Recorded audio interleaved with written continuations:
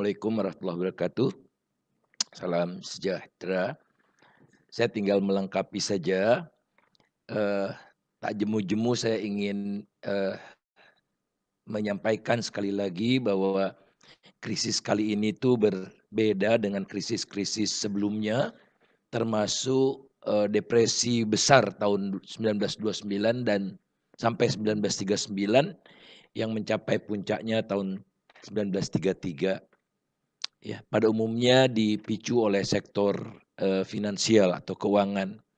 Nah, kali ini krisis ekonomi dan kesehatan hadir bersamaan ketika dunia sudah dalam pusaran hyper globalization. Sehingga apa, Covid-nya juga gampang, menjalar.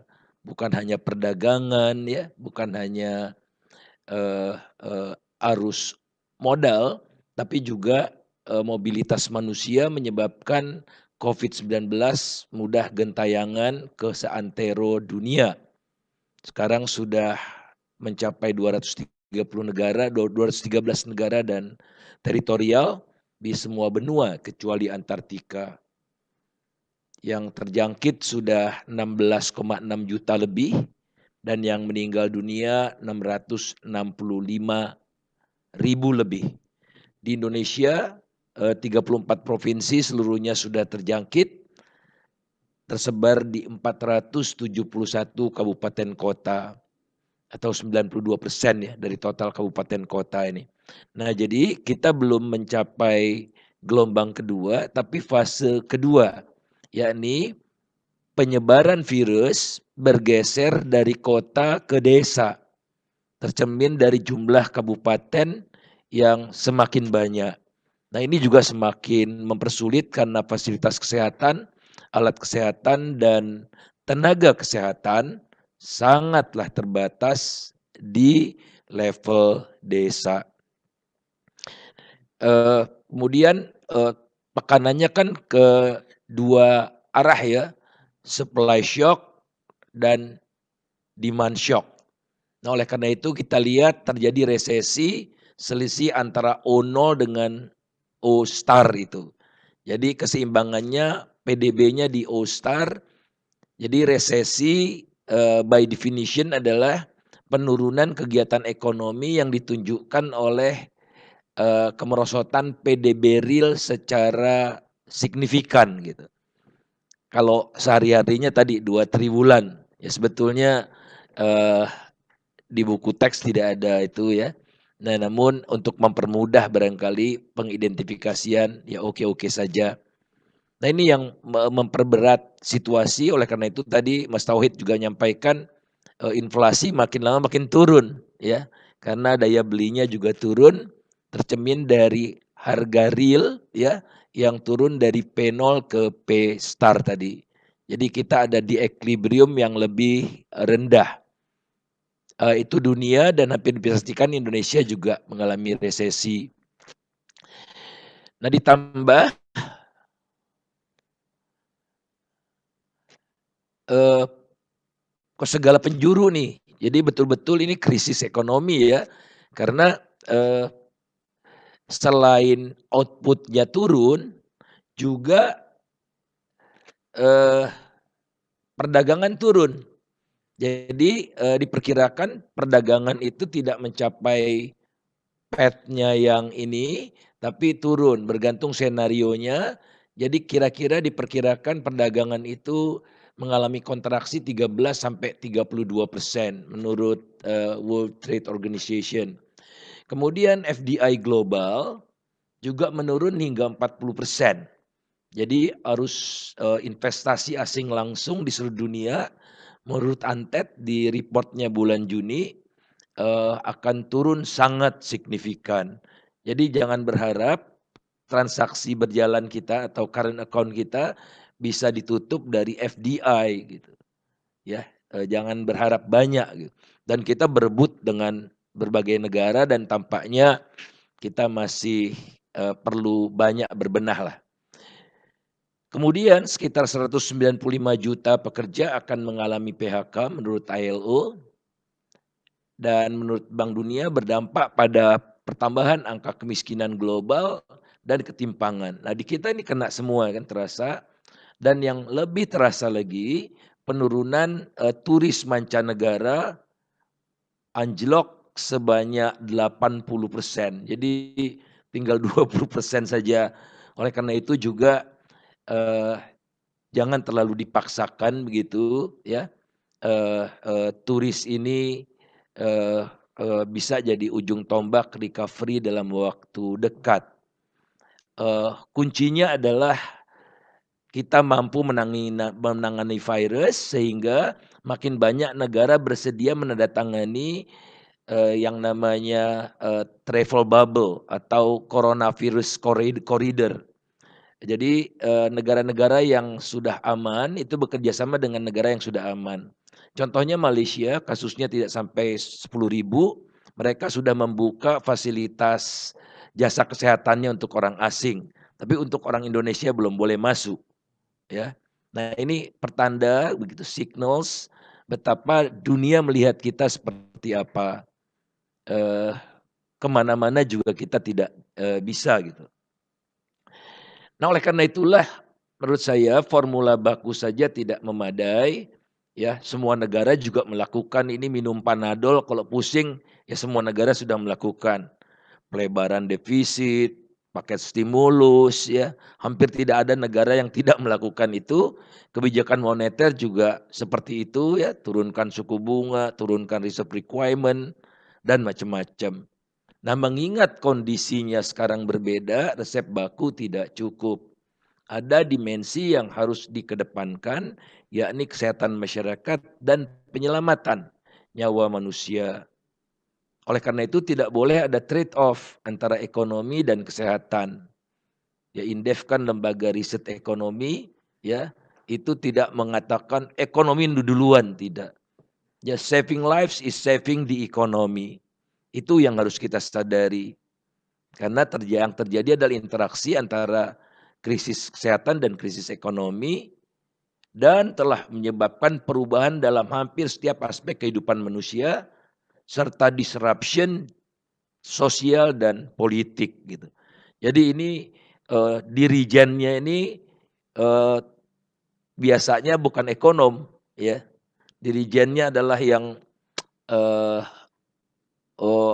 ada di tataran holistik gitu ya, yang bisa melihat permasalahannya secara keseluruhan.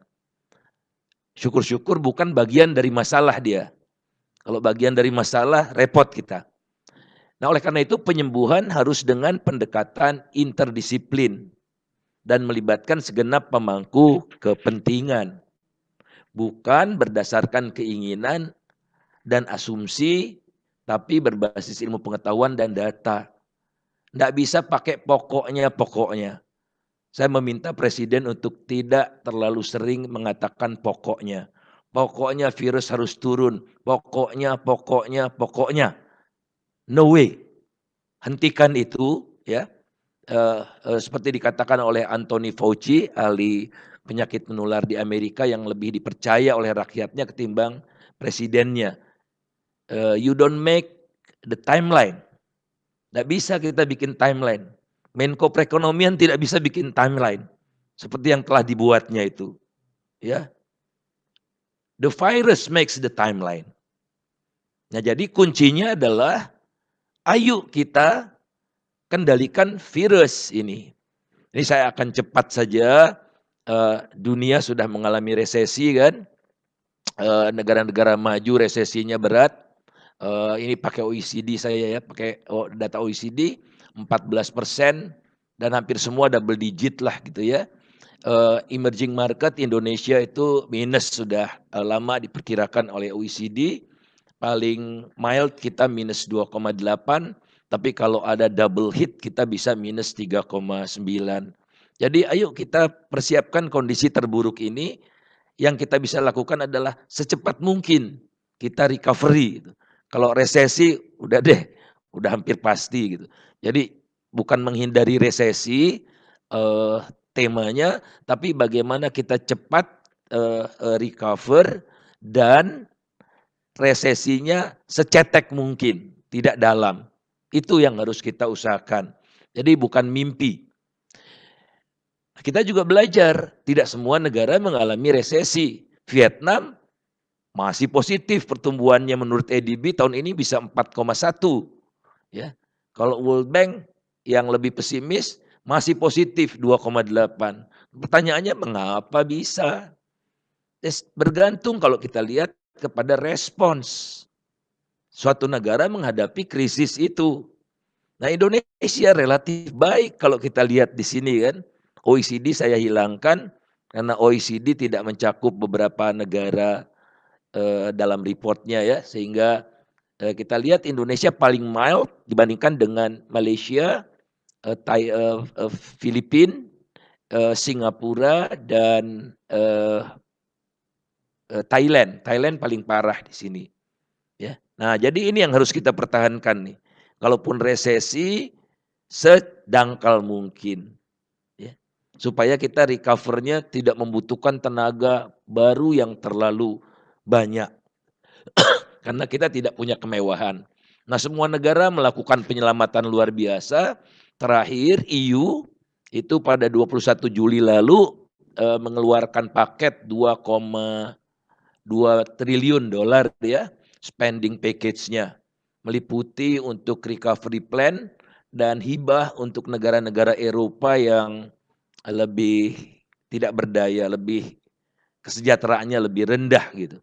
Ini pertama kali momen ini menunjukkan solidaritas Eropa, terutama atas terbukanya hati Angela Merkel ya, yang akhirnya setelah berhari-hari begadang dia membuka pintu bagi solidaritas ini.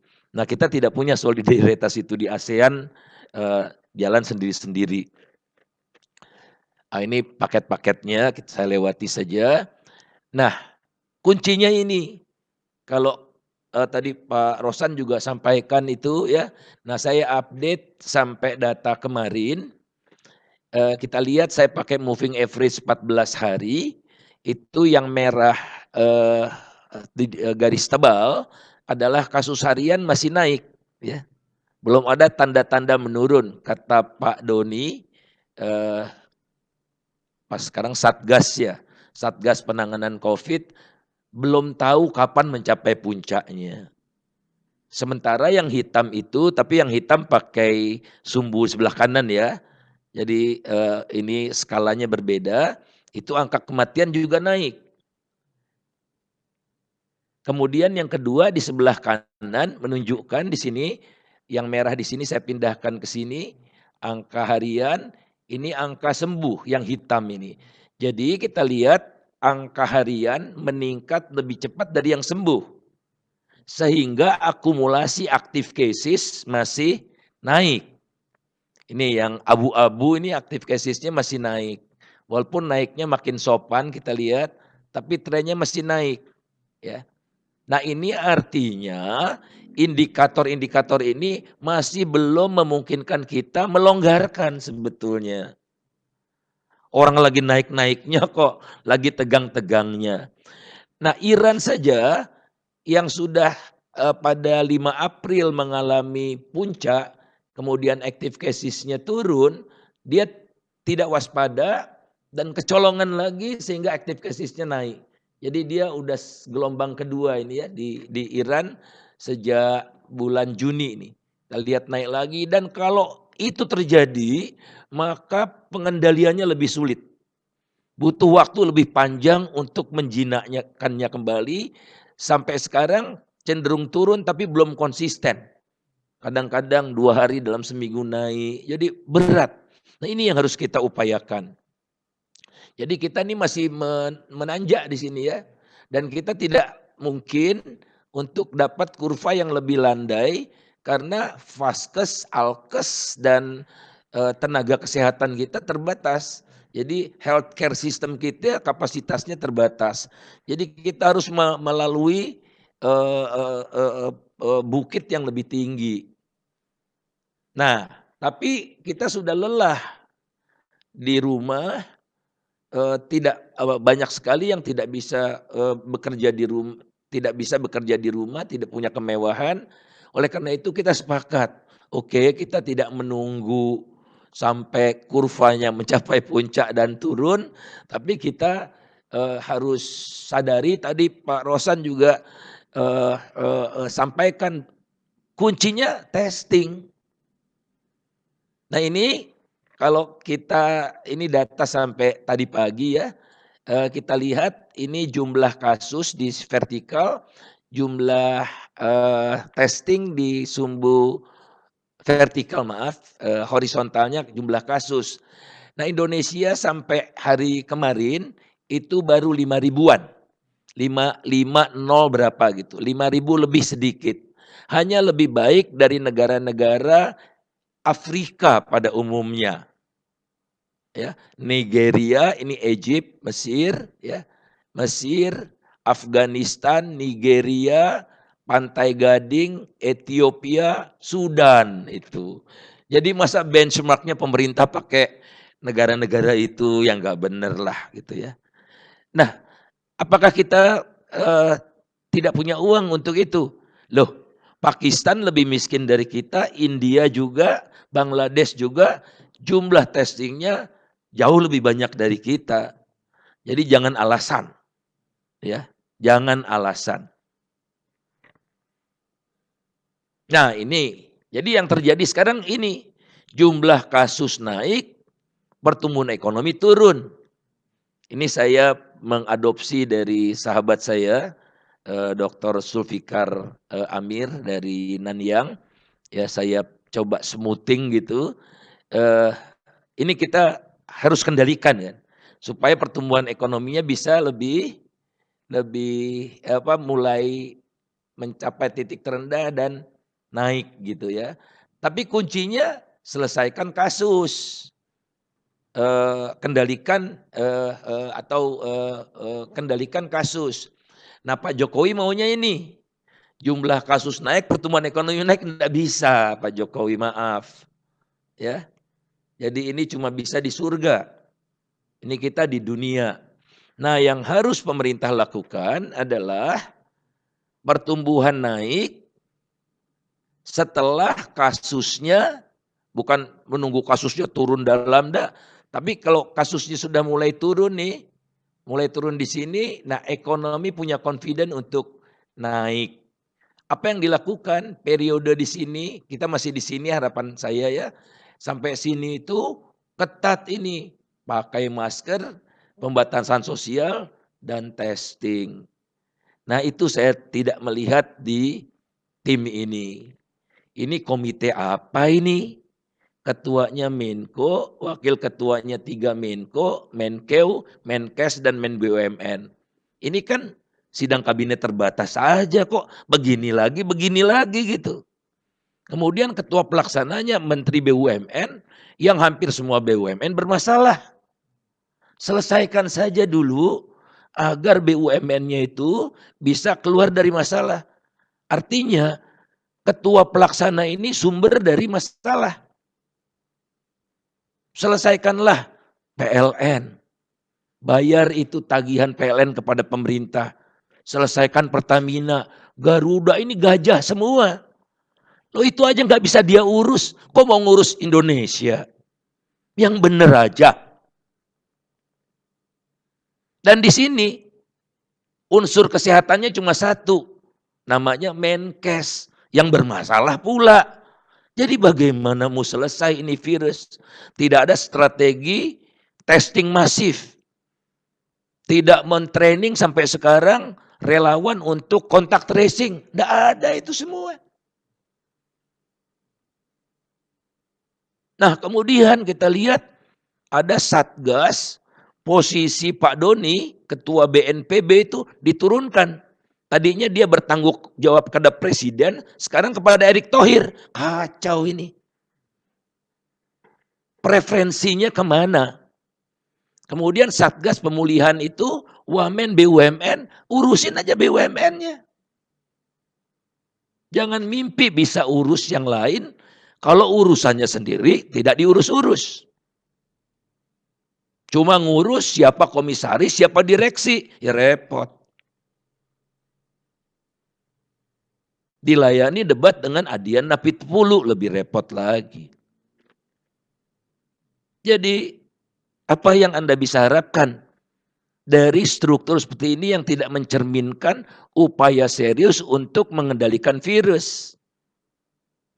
Tapi upaya bagaimana menjadikan BUMN sebagai ujung tombak pemulihan ekonomi, kan itu nih. Message-nya di sini.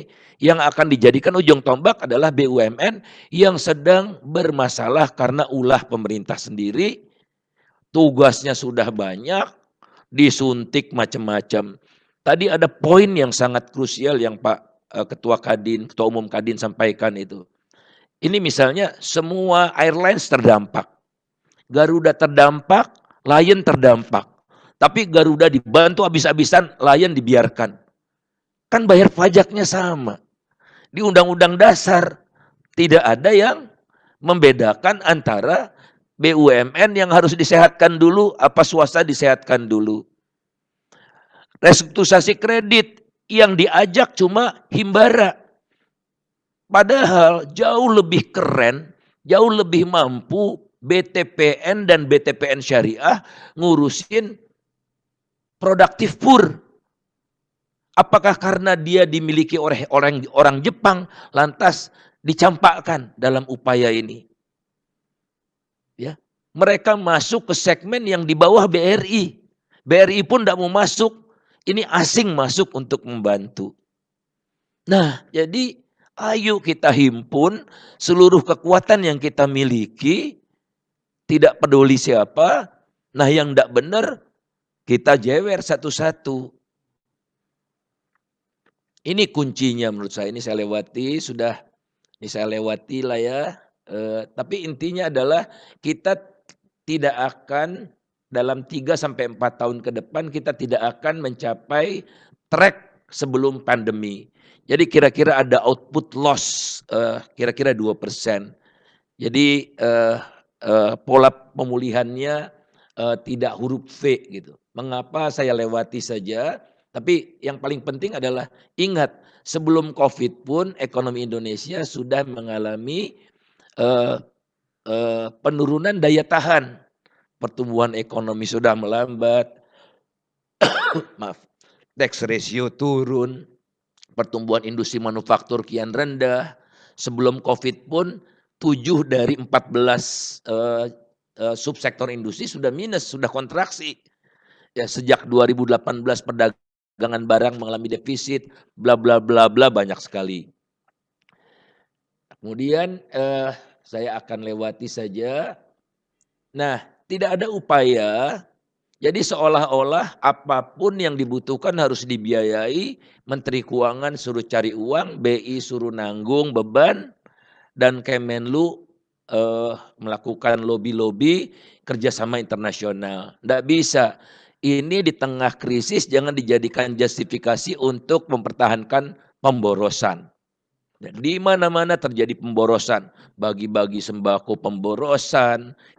Kira-kira itu ada 20-25% tidak diterima oleh yang berhak gitu. Karena habis buat birokrasi, panitia pengadaan, panitia packing, panitia transportasi, macam-macam, habis paling tidak 20%. Bahkan bisa sampai 25%. Udah kasih cash saja semua. Nah, investasi sebelum COVID sudah bagus ya. Nah, harapan saya tidak yang bisa dilakukan segera sebetulnya untuk mencapai ranking 40 ease of doing business itu relatif mudah. Ya. Pitchingkan saja satu mata, pakai satu mata saja kita. Jadi sasar itu yang paling bawah dulu. Trading across the border itu makin lama makin susah. Mau ngekspor dilarang, mau import susah, biaya cukainya korupsi melulu, baru-baru ini ditangkap lagi korupsi gitu ya. Itu sih kita lihat tambah buruk. Trading across border. Kedua, dealing with construction permit. Aduh repotnya. Barang-barang sudah datang tapi izin belum keluar. Tapi kalau BUMN silahkan kerjakan, enggak apa-apa, enggak dilarang. Nah itu lagi kembali saya rasa pantas dunia usaha, meminta kepada pemerintah untuk tidak terlalu bias kepada BUMN. Kemudian enforcing contract, membaik tapi masih jelek. Lantas starting business yang dikeluhkan oleh Pak Rosan tadi, betul, ayo kita hantam ini tanpa harus menunggu yang namanya omnibus law ya. Kemudian registering property, itu saja udah 5. Saya kok punya keyakinan cukup kuat bahwa 40 ranking 40 itu bisa kita capai dengan cepat. Nah terakhir, saya lihat juga masih generik ya, belum ada strategi untuk membantu UMKM. Kebanyakan urusannya restrukturisasi gitu. Nah tadi Mas Tauhid menyampaikan bagaimana yang non restrukturisasi, bagaimana yang non kur, si ultra mikro itu ya, yang dilakoni oleh bank asing itu, tapi tidak ada yang menjamah ya, bank-bank pemerintah. Tapi uangnya harus disalurkan lewat bank pemerintah. Apa urusannya kok pakai calo segala, pakai pengantara gitu. Tanya kepada bank-bank yang mengurusi urban produktif pur itu, mana-mana yang pantas dibantu, mana yang tidak pantas, mereka tahu persis sudah tanpa disurvei lagi. Jadi daya gunakan seluruh potensi bangsa itu, walaupun punya orang asing. Nah saya usulkan ditapis dulu, karena kita tidak bisa membantu semua UMKM ini. Jadi UMKM yang terdampak COVID-nya sangat berat di sebelah kanan atas dan risiko keuangannya tinggi, jadi dia sudah macet, sudah repot, itu jangan direstrukturisasi, berapapun tidak akan jalan usahanya itu. Yang mereka butuhkan adalah bertahan hidup sehari-hari, BLT solusinya. Sebaliknya kita ke kiri bawah, dampaknya ringan, dampak COVID-nya ringan, masalah keuangannya juga praktis tidak ada, ringan. Nah oleh karena itu, kalau mereka dikasih, nggak usah restrukturisasi nih, mereka tidak masalah kreditnya, langsung merem modal kerja, kalau perlu kredit investasi, untuk dia blus terbang. Kemudian kita pindah ke kiri atas, yang risiko keuangannya tinggi, tapi kondisinya ringan terdampak COVID. Nah ini yang harus direstrukturisasi. Kiri atas itu restrukturisasi, kalau sudah beres baru dikucurkan kredit modal kerjanya. Insya Allah jalan. Dan terakhir, dampak COVID-nya berat, tapi risiko keuangannya rendah. Nah dia perlu akses pasar nih, seperti yang dilakukan oleh Duta Besar kita di Switzerland, Bapak Mulyaman Haddad. Akses pasar dibuka karena dia merasa tertutup semua gitu. Nah pintunya dibuka oleh mereka, tatkala akses pasarnya sudah, baru dikucurkan kredit modal kerja dan kalau diperlukan kredit investasi. Saya rasa itu saja untuk sementara, terima kasih.